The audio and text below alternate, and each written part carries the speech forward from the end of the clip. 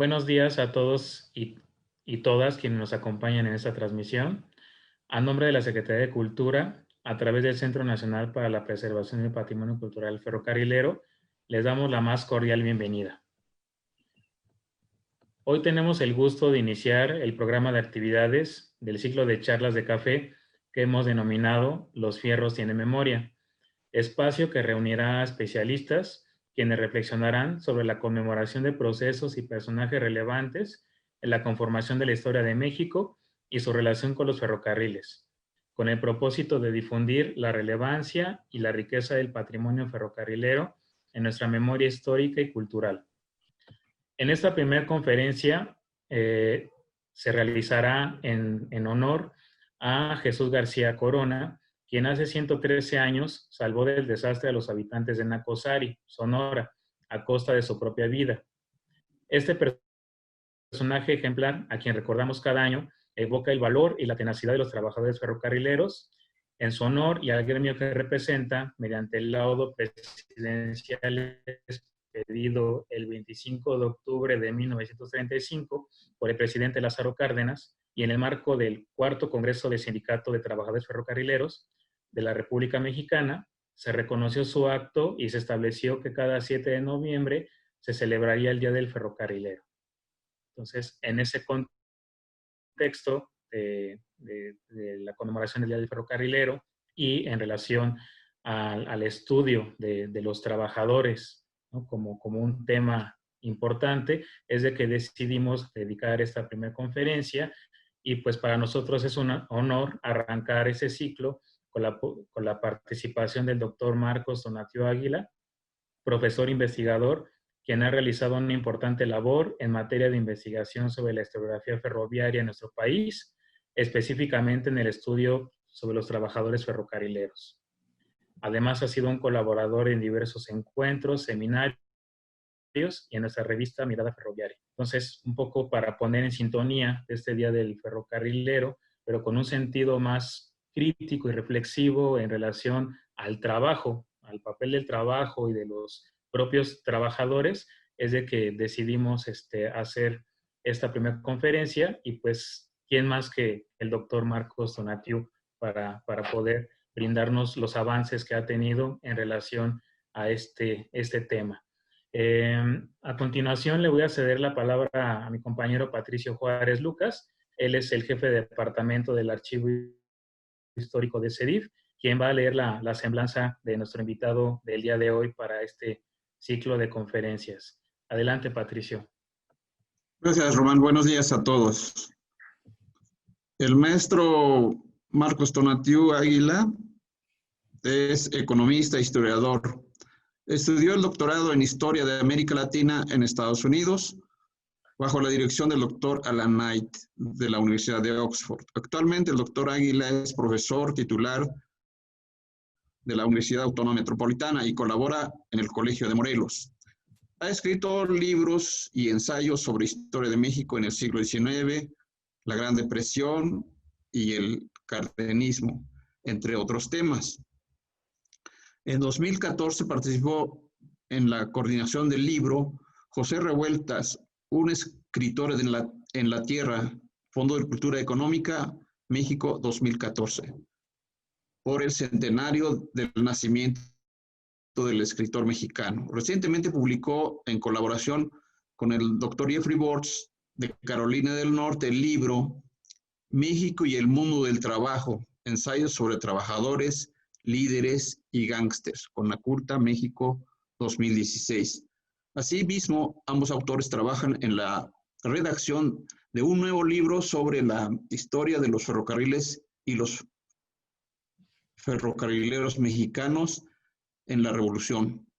Temas sobre los que han publicado en revistas internacionales como Labor History, Journal of Latin American Studies y American Railway History. El doctor Águila ha realizado trabajos de opinión editorial en diversos medios. Colabora actualmente en el periódico El Universal.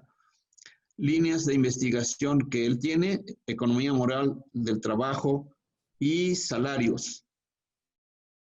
tendencias históricas del salario real, historia económica y laboral, con énfasis en los ferrocarriles mexicanos, la Gran Depresión y el cardenismo. Historia y revolución, con énfasis en el papel de la clase trabajadora urbana. Liberalismo mexicano del siglo XIX y ideas y personajes. El doctor Águila, como acaba de decir el compañero Román, ha colaborado con nosotros en nuestra revista Mirada Ferroviaria y ahí podrán encontrar sus demás ensayos y temas que investiga. Les cedo la palabra al doctor Marcos. Bienvenido, buenos días a todos. Pues muchísimas gracias, Patricio y Román. Para mí es un gusto tener, y me gusta el título como de charlas de café, dadas las condiciones de la famosa pandemia, pues lo podemos hacer aunque de manera a distancia, pero igual con el mismo interés y gusto de este importante tema que son los ferrocarriles y desde luego quienes los mueven, los trabajadores mismos. En esta ocasión, el título de la ponencia que teníamos preparadas es el siguiente. No soy intelecto, soy obrero, entrecomillado, que es una línea tomada de una carta del archivo de los ferrocarriles en Yucatán, de los Ferrocarriles Unidos de Yucatán, y el título propiamente es Rebeldía cotidiana de los ferrocarriles de Yucatán durante la Revolución.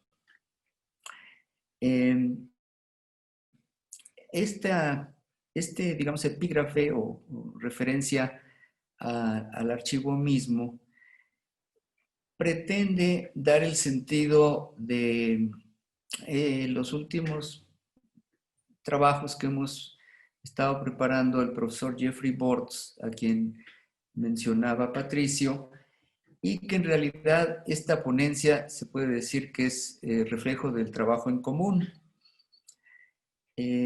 Una versión de este trabajo lo hemos enviado para dictamen en la revista Labor History, pero entonces esta es una versión en español que más que leer y en el ánimo de charla de café, les trataré de presentar cuáles son las ideas principales, cuál sería, digamos, la novedad, si se puede hablar de esa manera. Y pues en ese sentido es útil esta noción de que no soy intelecto. La segunda parte de la referencia es que soy obrero. No dice soy empleado o soy trabajador administrativo o algo así, sino soy obrero. Y eso es significativo en términos de una suerte de conciencia de clase en el sentido de pertenecer, no tanto una conciencia ideológica profunda ni mucho menos, pero sí alrededor de esta noción de conciencia de clase en sí, ¿no? Teóricamente uno puede dividir entre clase en sí y clase para sí, o sea, una conciencia más avanzada. Esta tiene que ver con la otra palabra del título, que es rebeldía. Entonces, lo que destacamos es que al explorar los expedientes personales del archivo de los ferrocarriles en Yucatán, encontramos muchísimas referencias a actos de rebeldía que, si los toma uno por separado, parecen simplemente actos individuales de resistencia o de oposición a la empresa, de lucha en contra de la disciplina interna dentro del trabajo, pero sumados, pues vienen a reflejar una tendencia de mayor importancia colectiva.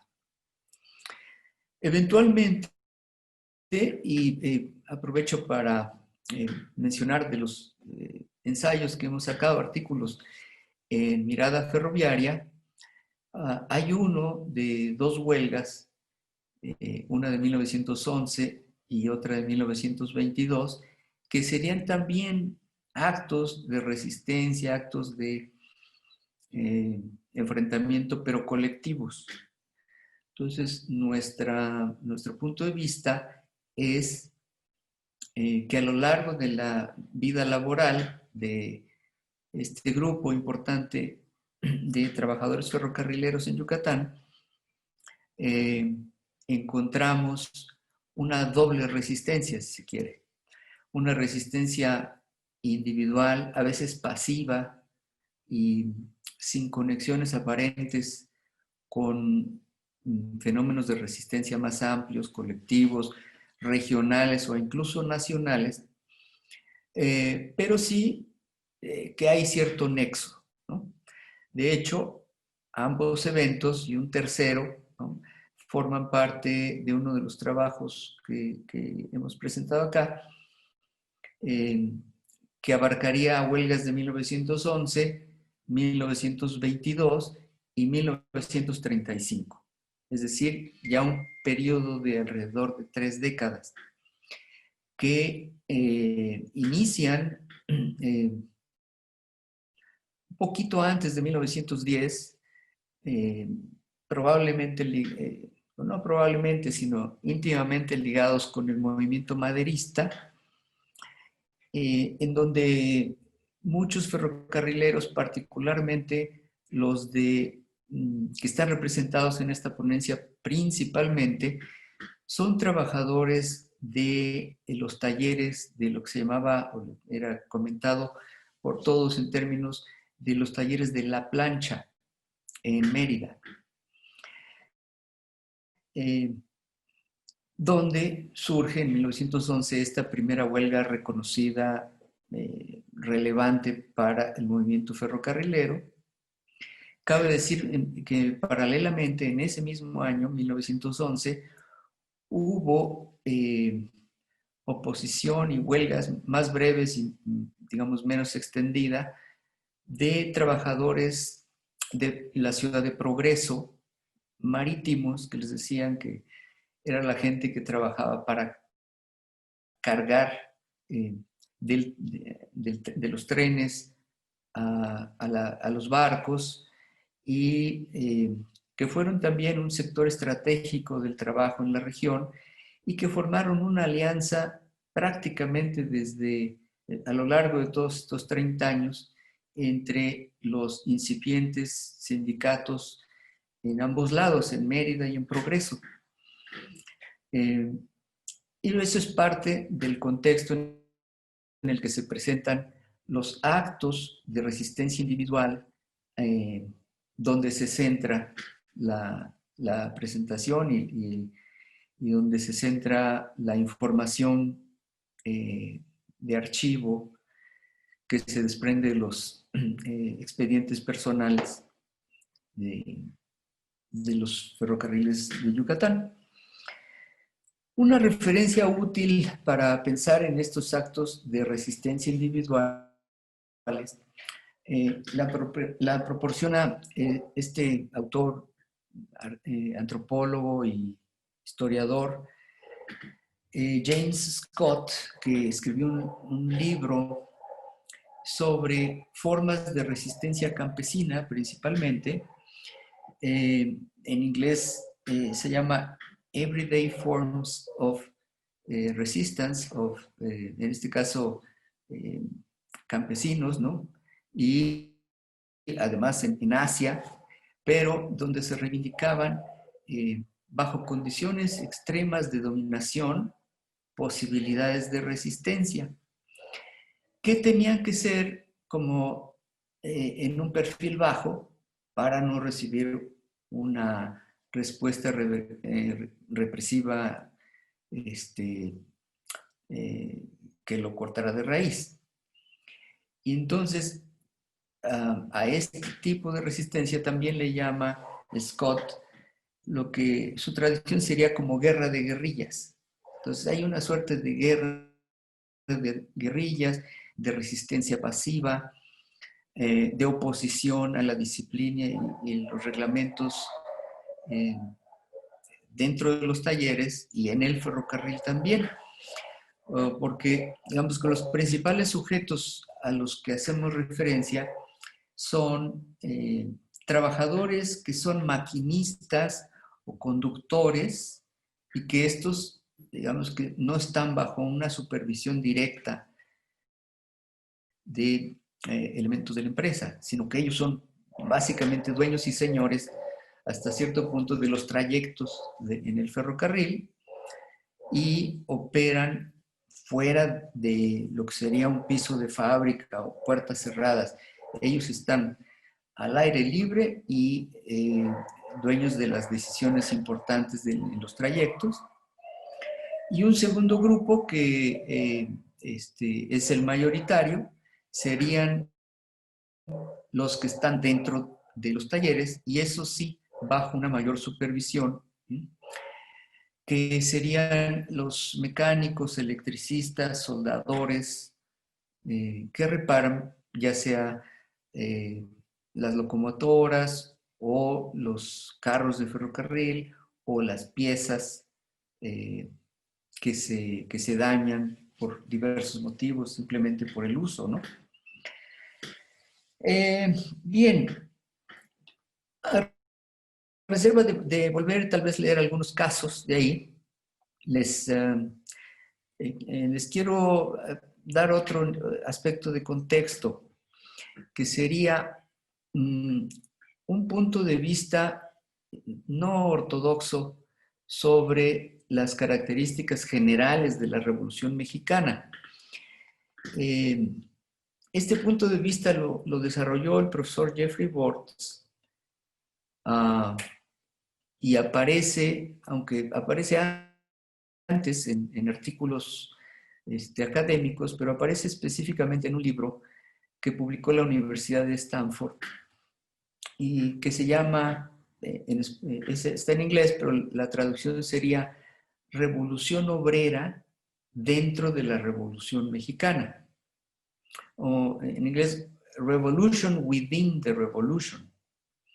Entonces, esta hipótesis plantea que la Revolución Mexicana, es verdad, fundamentalmente se trató de una revolución agraria, una revolución donde un levantamiento masivo de campesinos, de pobladores que vivían en zonas rurales. Fundamentalmente pensamos en el movimiento zapatista y repercusiones del mismo a nivel mucho más amplio y regional, y otro tipo también de revolucionario de origen agrario, pero de tipo que a veces aparece en la literatura. Por ejemplo, Alan Knight ha destacado la idea de los como rancheros, que tendrían un perfil también en contra de la dictadura de Díaz, pero asentados más en el norte del país, y que estos, tanto el movimiento zapatista como villista, y algunas repeticiones del mismo en otras zonas, serían el eje y sin duda conservan esa característica. Pero lo que se añade, o lo que, digamos, el perfil adicional que sostiene Jeffrey Bortz y posteriormente hemos desarrollado juntos en otros contextos, sería una participación obrera. Para no extenderme mucho, solamente diré que una parte fue una resistencia de trabajadores textiles con una multiplicidad de huelgas durante el periodo revolucionario, tanto en Puebla como en Orizaba, principalmente también Tlaxcala, Y esa es la base del libro que les comento, ¿no? Esa resistencia que logró cosas mucho más tangibles y que expresan eventualmente la aparición del artículo 123 en la Constitución mexicana. Entonces, ese lado obrero de la revolución, ¿qué es lo que hizo? Primero, se lanzó en contra de los jefes, específicamente de quienes imponían formas de disciplina, muchos de ellos extranjeros, al interior de las fábricas, y que eran personal que francamente no soportaban los trabajadores, y exigieron la expulsión de muchos de estos capataces. Segundo, redujeron la jornada laboral, que muchas veces pasó de 12 o 10 horas a 9, incluso 8. Es decir, hubo conquistas en ese terreno de la jornada laboral. Tercero, muy importante, conquistas en términos del control sobre el proceso productivo mismo, ¿no? Entonces empezaron a surgir consejos obreros, y junto con eso los primeros sindicatos que fueron creciendo hasta...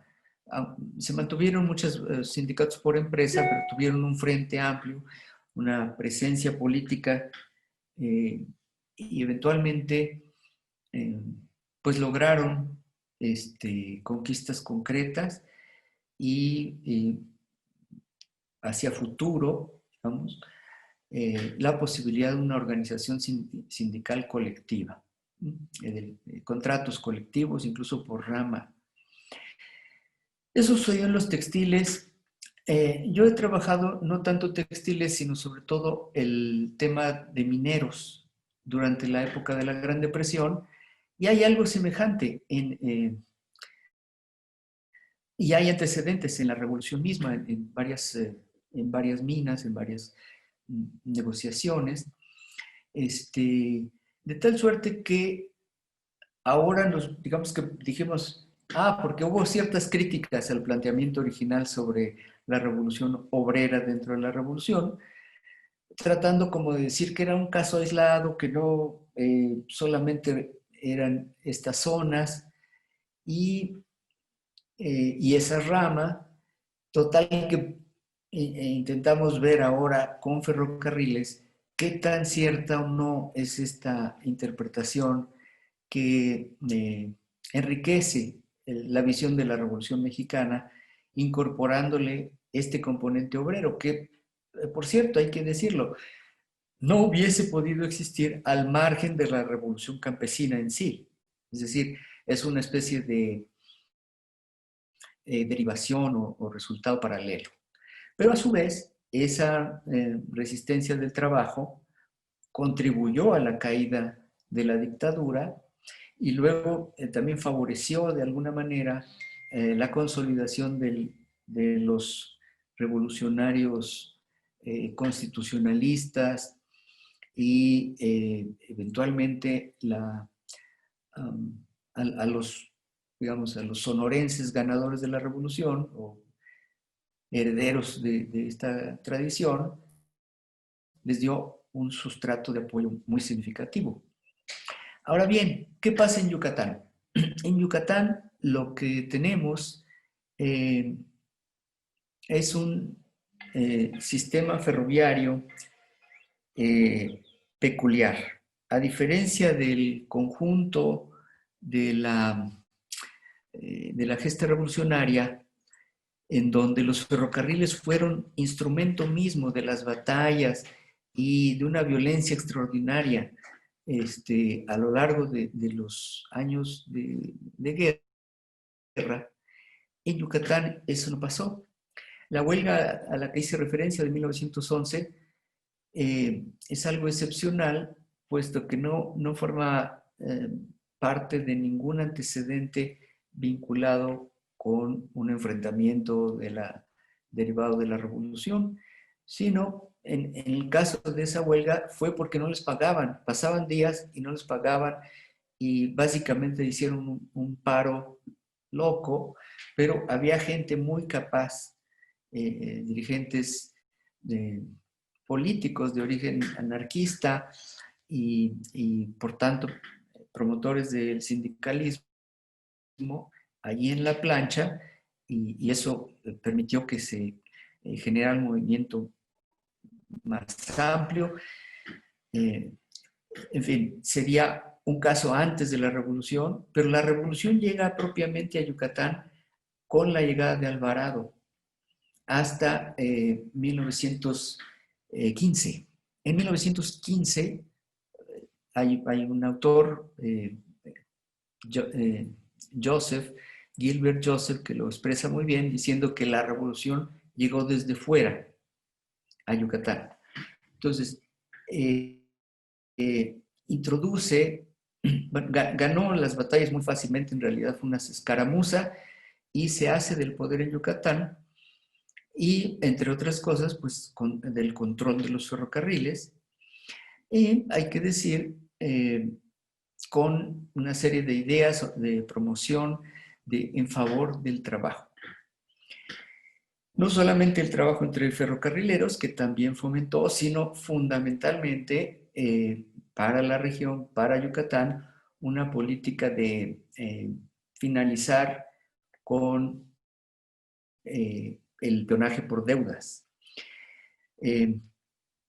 Yucatán bajo Alvarado fueron aproximadamente 4 años, y fueron 4 años que coinciden con un auge extraordinario de la producción de nequén.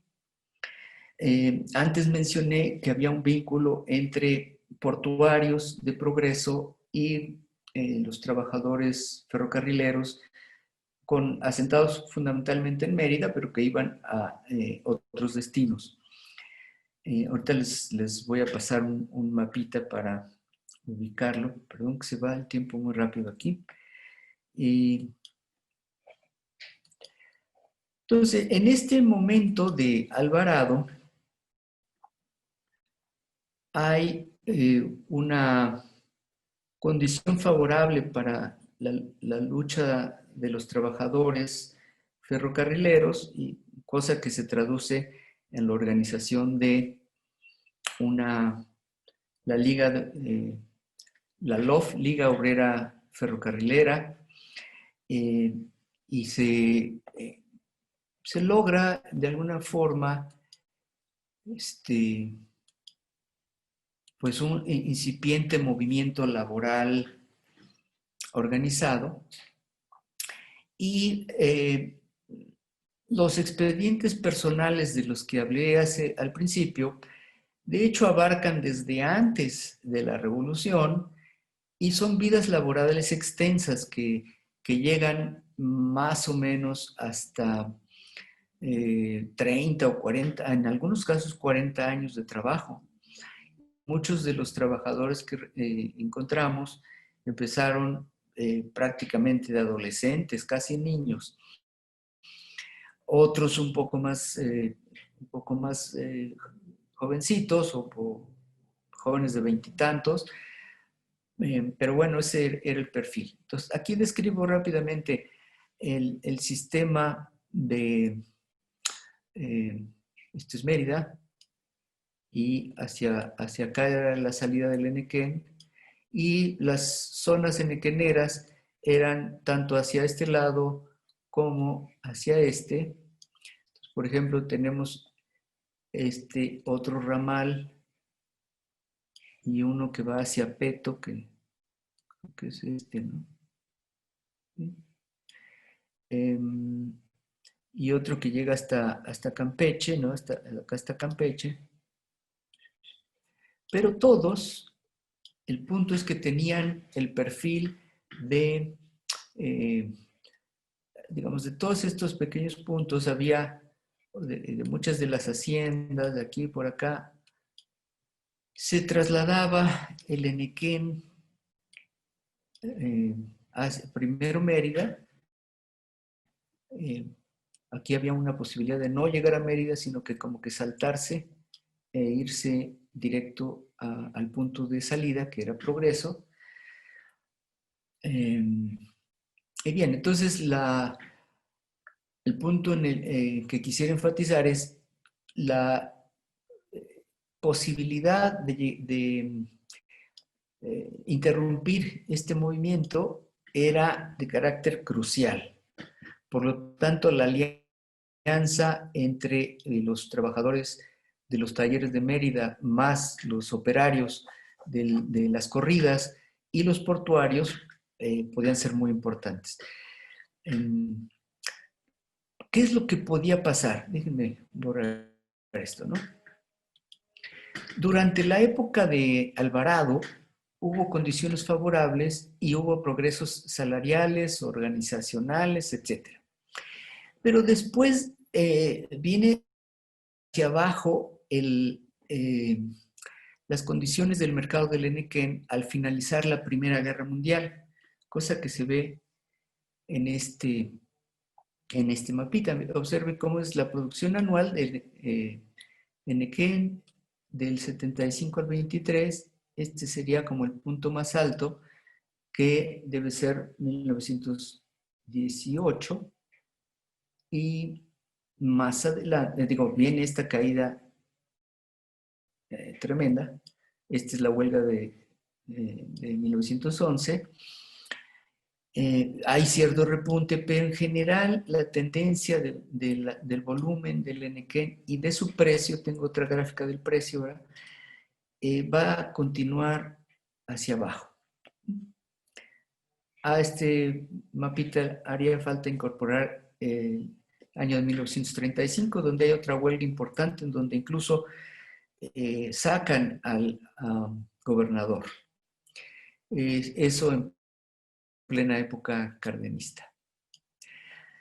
Bueno, esto es para ubicar. Sin embargo, no tengo mucho tiempo para profundizar en eso, sino que por el tiempo que llevo, quiero volver al punto de los expedientes y de qué se trata. Por ejemplo, voy a tomar este que tengo acá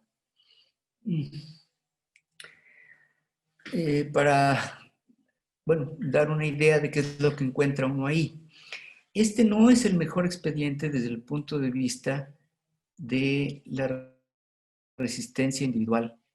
Claudio Sacramento fue aquí dice maestro carpintero, un ebanista de primera, y que fue además un dirigente sindical muy relevante desde la huelga de 1911, pero no era de aquellos más típicos que en donde encontrábamos esos actos de resistencia individual. Lo voy a decir de una manera así, medio abrupta, pero básica, que tiene que ver política de tomar en el trabajo, cosa que Claudio Sacramento no hacía. Política de una indisciplina frente a órdenes expresas, cosa que Claudio Sacramento no hacía. Una política de entrar en pleitos, en riñas dentro o fuera del lugar de trabajo, cosa que tampoco Claudio Sacramento hacía. Política de establecer versiones alternativas o plenas mentiras frente a acusaciones de otros trabajadores o de los jefes. Y en otro nivel más de mayor impacto general, social, era en el caso específicamente de los conductores y maquinistas, de provocar accidentes, no digo estrictamente por el deseo de hacerlos, sino pues por tomar en el trabajo, por salir tarde, por tratar de compensar el tiempo. Bueno, eso vamos a encontrar en los otro tipo de expedientes, pero este es uno que tiene las características generales de los demás. Que, por ejemplo, tenemos aquí... ¿Dónde está? Pues como que se trabó un poquito. Bueno. A este quería llegar. Este ya no es Claudio Sacramento. Este cuate se llama señor Andrés Aguilar Fernández. Y encontramos un perfil de ese estilo sobre su historia laboral. Entra antes de la Revolución, ¿sí? Y bueno, aquí aparecen el tipo de eventos que, por ejemplo, aquí es cesado y durante un largo periodo de 1924 a 36, sin embargo, regresa y queda todavía hasta 1942. ¿Sí? De tal manera que, a pesar de los años que se va, dura en el trabajo casi 29, incluso, fíjense, llega a 1959, a la huelga de 58-59. Y bueno, aquí está el tipo de material que entra ahí. Aquí este es un caso interesante porque durante los años antes y al inicio de la revolución, pues no había jubilación. Y acá ya tenemos que él se jubila en el 59, si no recuerdo mal, y quienes llevan adelante el asunto es un representante patronal y un representante, aparece aquí, lo que quiero decir es, ya aparece la figura estructural de los sindicatos para este evento. Aquí no encuentro, pero aparece en muchos casos, también la historia salarial, por ejemplo. Aquí tenemos entre 1920 con sueldo de 200 pesos mensuales.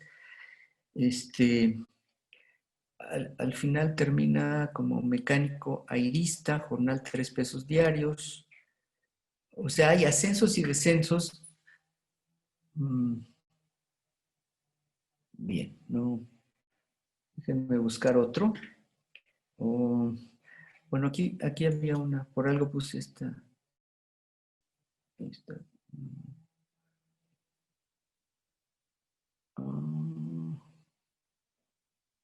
¿Dónde está? Dice.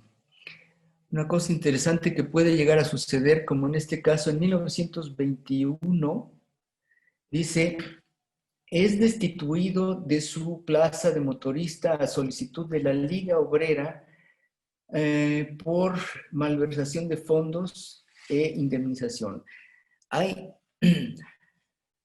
No sabe uno, ¿verdad? Con precisión si de veras hubo malversación de fondos, o qué pasa, pero podemos decir, sin duda, que ya los sindicatos, en este caso en contra de un trabajador, pero ocupan una política, su política es decisiva para los movimientos en la empresa. Ups, ¿dónde está? Aquí. Bueno, también como elemento de lo que encuentra uno aquí, uno se lo puede imaginar, no necesita la foto, pero este cuate, por ejemplo, tenía de estatura 1,60, pesa 62 kilos, es trigueño, nariz recta, con bigote, 4 dientes de oro y una cicatriz en la sien izquierda. Bien, dejo este expediente y me empiezo a preocupar más por el tiempo, ¿verdad? Porque, bueno, tenemos muchos expedientes. Revisamos alrededor de 80 casos. Y lo que quisiera ahora, para dar un poco más de ejemplos al respecto, bueno, déjenme de plano salir de aquí, ¿no? Y leerles de Estas, como podríamos llamar, pequeñas biografías de la rebeldía personal. Uno, a la hora de hacer la investigación, empieza como a imaginarse, se puede decir, o a tener esta especie de empatía. Por ejemplo, este señor se llama Juan Feliciano Albornoz Sosa. Nace en 1982. No sabemos su edad ni ocupación. Ambos padres eran de Mérida, se casaron en 93. Eventualmente, dice, Albornoz ascendió de puesto de forma constante y se convirtió en fogonero en 1909 y maquinista en 1914. En 1905 ganaba un sueldo de $1 cuando todavía era ayudante de mecánico, y para 1941 su sueldo ascendió a $250 como maquinista. Habla un poco de su familia, se casa con una señora Faustina Traconís y tiene 6 hijos, Humberto, Graciela, Felipe. Entonces uno empieza un poco a conocer al personaje y luego se encuentra uno ya con los actos de rebeldía, dice. La compañía suspendió a Albornoz por un accidente ferroviario. El telefonista, en el cruce del ferrocarril de Concala a Mérida, acusó a Albornoz de ignorar la señal de cruce, además de otras irregularidades que ocasionaron el choque, lo cual constituye claramente negligencia al volante. Albornoz refutó los cargos alegando que eran falsos, que el recorrido había sido normal y que no hubo daño alguno. Eventualmente se reincorpora al ferrocarril, como vemos, y termina su carrera en los años 40. Entonces, un balance. 4 meses más tarde, 4 años después de haber sido despedido por llevar aguardiente al trabajo, la compañía volvió a suspender a Albornoz por 3 meses por haberse embriagado a horas de servicio. Siendo un maquinista joven de no más de 30 años, Albornoz trajo alcohol al trabajo, bebió mientras trabajaba e ignoró las normas laborales. Se podría decir que se trataba de una especie de modelo de resistencia laboral. Hay otros ejemplos que no quiero mucho leer ahí. Otro testimonio: tiene la costumbre de llegar tarde a su servicio. En un incidente de enero de 1925, Albornoz culpó a otro conductor de no registrar su ruta. No obstante, la compañía culpó a Albornoz y a su conductor, Ricardo Rosas, por haber hecho caso omiso de los procedimientos y por su poco cuidado y falta de escrupulosidad en el desempeño de sus obligaciones.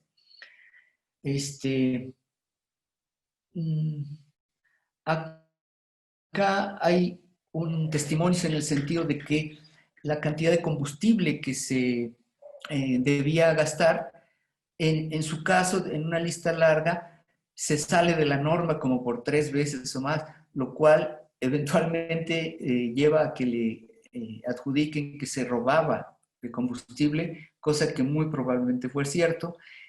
Él siempre lo niega, lo cual nos llevó en el trabajo a una evaluación que consideramos interesante a propósito de las condiciones peculiares del trabajo,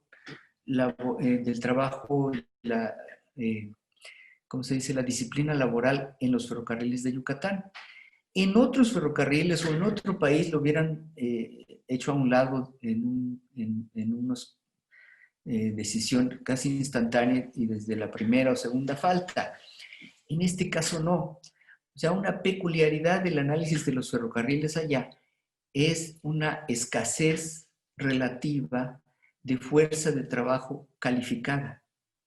Eso les dio un margen de acción y un margen de indisciplina, si se puede decir así, a la mayoría de los trabajadores que, a su vez, en amplia mayoría, practicaban el tipo de violaciones que acabo de señalar, ¿no?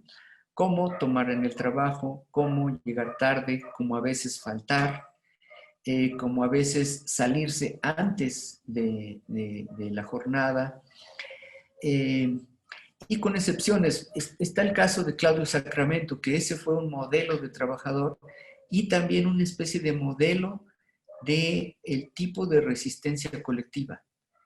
Él encabezó, Claudio Sacramento, no solamente esa huelga, sino una serie de iniciativas, entre otras, cosa que surge de su expediente personal, la construcción de viviendas.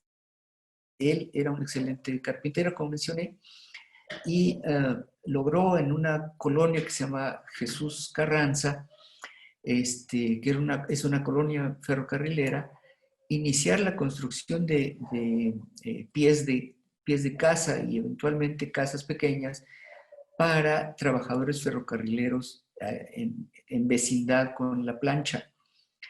Es decir, era un organizador nato y murió trágicamente. Puedo mencionar el hecho de que él, en 1922, recordemos, después de Alvarado, llega a la gubernatura de Yucatán, digamos, el ala izquierda del Partido Socialista del Sureste, en el cual intervino fundamentalmente Alvarado en sus orígenes, pero que Alvarado se va, lo desplaza Carranza y, perdón, lo desplaza también Obregón, y quien llega a la gubernatura es Felipe Carrillo Puerto. Entonces, Felipe Carrillo Puerto llevaría tiempo explicarlo en detalle, pero se opone a una serie de privilegios que habían conseguido los ferrocarrileros. Entonces, se crea una situación muy peculiar en que, por iniciativa de Carrillo, se divide el sindicato de la Liga Obrera Ferrocarrilera. Él funda otra que se llamó Liga Acosta, y esta segunda liga se crea condiciones de mucho conflicto, y Sacramento había optado por la liga, creo que se llama Fernández y Acosta, tiene un nombre de dos ferrocarrileros, y esta liga entra en confrontación directa, a veces violenta, y él fue uno de 3 trabajadores que fueron asesinados en 1922 por otros trabajadores ferrocarrileros, lo cual muestra ese nivel de violencia que podía existir en el proceso laboral mismo y fuera de él. El caso es que es un caso especialmente triste, el de Sacramento. No fue el único, y es un tema que también es relevante considerar en el análisis del mundo del trabajo, que es que al interior de la planta productiva y de la heterogeneidad existente dentro del mundo del trabajo, se producen confrontaciones y eventualmente ciertos elementos de violencia entre sí mismos, ¿no? Pero esa no es la temática principal aquí, sino rescatar, y por el tiempo creo que debo simplemente tratar de concluir que las condiciones de la revolución, las particularidades del mercado laboral para trabajadores de cierta calificación en la región, crearon condiciones favorables para que se mantuviera un nivel de resistencia individual, como guerra de guerrillas, como elemento de búsqueda de, digamos, de tiempo para mí, de decidir yo qué quiero hacer con mi tiempo, simultáneamente con otros elementos de lucha colectiva, como por ejemplo, decía yo, el salario, las condiciones de trabajo, etc. Y que permanece, quiero terminar con ahí, con este punto una suerte de conciencia, tanto de ser parte de la clase trabajadora, ¿no? No soy intelecto, soy obrero, ¿sí? Y de vamos, una confrontación con la administración del ferrocarril, lo cual debe también verse en la perspectiva de que en Yucatán privaron fuera y dentro del ferrocarril relaciones de carácter paternalista. Paternalista que fue relativamente benévolo y un paternalismo que más bien era propio de las haciendas, que era extremadamente negativo y violento. Y bueno, me están informando aquí por el chat que debo terminar. Quedaron muchos cabos sueltos, disculpas por ello, pero espero que esta idea central de un acto de resistencia individual sumado o en vínculo con otros colectivos forma parte de la historia del ferrocarril en esta zona. Gracias. Pues gracias, doctor. Mire, le mandan muchos saludos desde Mexicali, de María del Rosario Figueroa. Nos dice, muchísimas felicidades, gracias por darnos a conocer sus propios conocimientos, especificando la verdad de los que elaboraron en este noble corazón sobre conciencia. Asimismo, también de aquí mismo del Centro de Documentación le mandan saludos, también también desde Monterrey, de la estación del Golfo, Eva Trujillo nos manda saludos. La compañera Patricia Albores también le dice muy interesante la información que ha presentado. Bueno, yo nada más le quisiera, la intervención va en el sentido de empezar a discernir precisamente estos expedientes de personal, cuáles caen dentro que puede ser como resistencia, como conciencia de clase, y cuál es la resistencia desde lo individual, ¿no? En este caso, y las cosas que impactan en el colectivo, ¿no? Posiblemente si se hubiese llegado a hacer una legislación sobre que eso se da en todos hay muchos elementos de esos de resistencia individual que se quedaron ahí como una transgresión hacia un sistema del trabajo, pero que no pasaron de ahí, ¿no? Y hay otros que digamos que podríamos hablar de la conciencia obrera, que sí impactaron ya en lo colectivo, ¿no? Y yo creo que habrá que estudiar esos expedientes de personal, así como los que, en este caso promociono, las que se encuentran en el centro de documentación. Yo le agradezco a nombre del Centro de Documentación su participación y vamos a esperar que si llegan a alguna otra intervención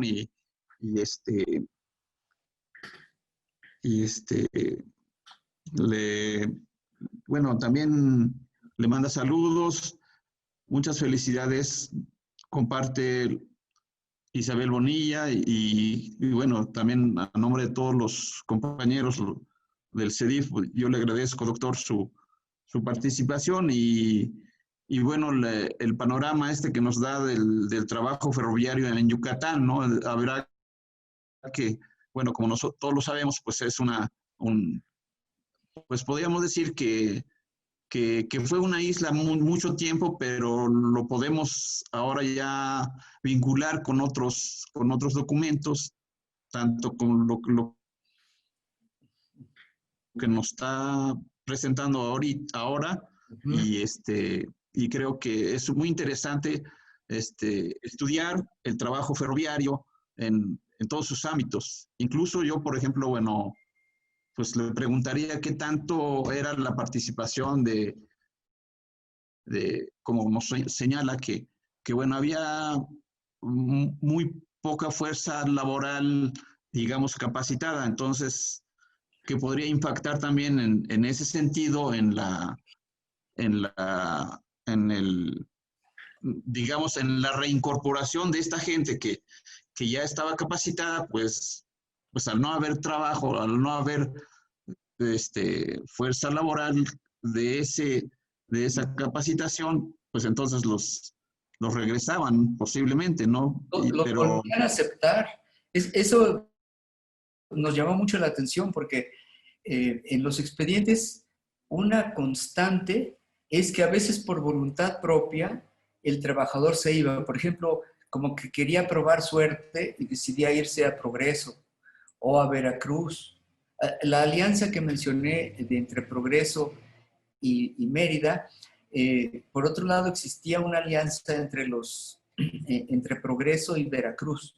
Entonces, eso les dio una fuerza estrategia a este grupo, pero entonces podía haber decisiones individuales de salir de la empresa, pero con cierta esperanza fundada de que podían regresar. Si acaso lo que podía suceder es que regresaban en puestos inferiores. Eh, pero muchos de ellos, digamos que no recibieron una reprimenda extrema, no los corrieron de por sí, los suspendían por unos días, y eso creemos que es producto de esa doble circunstancia, que es la circunstancia de un gobierno favorable al trabajo, ¿no? El caso de Alvarado. O la cosa cambió mucho con Felipe Carrillo Puerto, porque Carrillo Puerto quería sobre todo apoyar al sector campesino. Muchos de los, digamos, de los boletines o de las propuestas terminaban con la expresión tierra y, tierra y libertad, ¿no? Entonces, digamos, su prioridad era acercamiento y apoyo a los campesinos, y en un segundo lugar lo que percibía como sectores relativamente privilegiados. Pero en todo caso, también en esa época, como producto de la huelga de 1922, hubo muchos despidos, pero los mismos que despidieron, esencialmente los despidieron porque había bajado la demanda del Enequén y entonces había menos carga que mover. Pero una vez que había cierta recuperación, podían reincorporarse al trabajo, ¿no? Entonces, esa segunda circunstancia era un mercado laboral favorable al trabajo, cosa que vale la pena resaltar, es contraria a la noción de que en los países subdesarrollados lo que hay es una sobreoferta de trabajo. Ahora, esta sobreoferta es claramente de trabajo poco calificado. Entonces, aquí había las dos circunstancias. Poca demanda, más bien gran demanda de trabajo, sobre todo en el campo, donde ya sabemos, a las haciendas muchos llegaron como migrantes, ¿no? Unos forzados en la época del porfiriato, otros en la propia, como producto de la revolución, pero había necesidad de brazos. Y en el ferrocarril, igual, había necesidad de brazos a cierto nivel, estamos hablando como de 1,200 creo que en los mejores momentos como 1,400 o 1,500 trabajadores. Y en Mérida, en la plancha, había algo así como 250, ¿no? Este dato es interesante porque ese grupo de 250 que podía oscilar hacia arriba o hacia abajo, fue un grupo con condiciones para, pues digamos, para progresar en el trabajo. Casi todos ellos, su historia salarial es de aumentar la calidad, la calificación del puesto y por tanto su ingreso. Y no obstante, pues quedarse ahí, porque no había posibilidad mayor, digamos, de tener un estándar de vida muy superior como los ferrocarrileros en otros países del mundo, ¿no? Entonces, bueno, sí, sin duda habría que hacer un llamado a explorar este tipo de expedientes cuando están disponibles, que esa es una ventaja de Yucatán, porque ahí la revolución no quemó los papeles ni nada, ahí se conservan, ¿no? Bueno, pues Sí, bueno. Y bueno, el CEDIF, Pues gracias, doctor. hay que ir para allá. Perdón, sí. Sí, gracias, muchas gracias, doctor. También le mandan otro comentario. María del Paz González dice: Yucatán es realmente un referente en la lucha por el logro de condiciones aceptables en el trabajo, principalmente de las clases menos favorecidas. Lucha obrera para análisis muy extenso. Es lo que nos dice la compañera María del Paz González. Y bueno, pues volverle a agradecer, doctor, su ponencia y compartirnos su trabajo. Nada más, a mí me queda volverlos a invitar a que nos acompañen el próximo jueves, que vamos a tener la participación del doctor Arturo Valencia, que nos va a hablar sobre los ferrocarriles nacionales de México en el cardenismo. Y bueno, doctor, pues salvo alguna otra opinión, ¿qué más nos puede agregar en torno al trabajo en Yucatán, en trabajo ferroviario?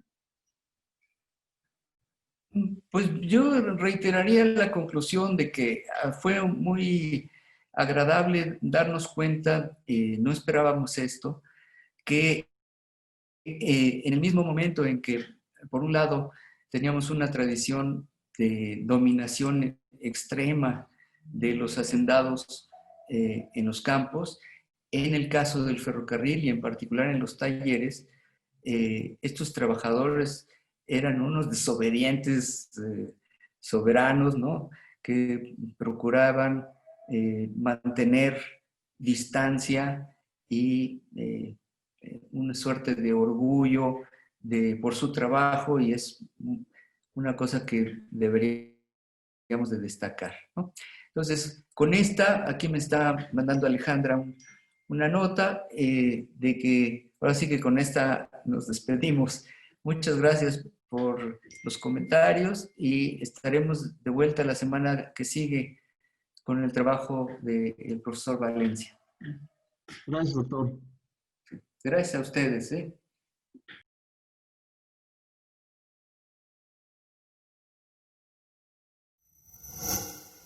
Gobierno de México.